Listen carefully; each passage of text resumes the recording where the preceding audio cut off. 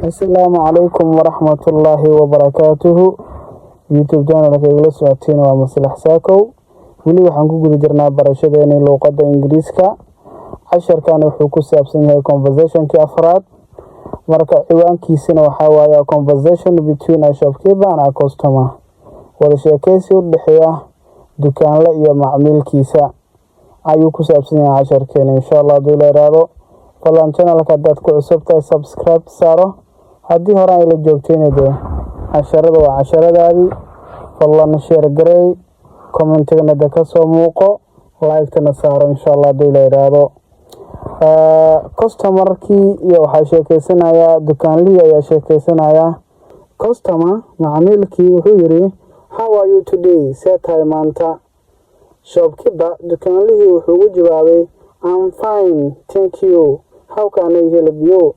I'm fine waan fiicanahay thank you waana mahadsan tahay how can I help you saan ku caawiyaa customer macmiilkii I need half a kilogram of rice and 2 kilograms of sugar waxaan u baahanahay buu yiri half bariis iyo 2 kiilo oo sokor ah shopkeeper dukaanlihii wuxuu yiri yes they are available way yaalaan waa la helayaa customer macmiilkii wuxuu yiri how much do they cost inse ay joogaan qiimahooda imisa waaye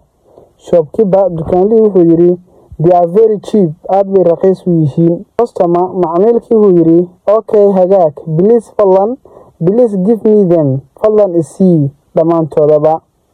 shopkeeper dukaanlihii wuxuu ugu jawaabay thank you waad mahadsan tahay marka casharkeena intaas ayuu ku koobanaa waxaan ka rajaynayaa inshallah muuqaalkan inaad share gareey doontid